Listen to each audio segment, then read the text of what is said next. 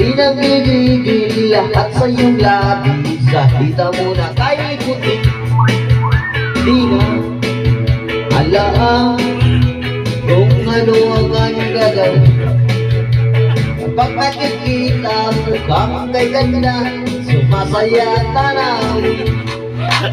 Nakakapaliw ka, nakakaalim, nakakatawa.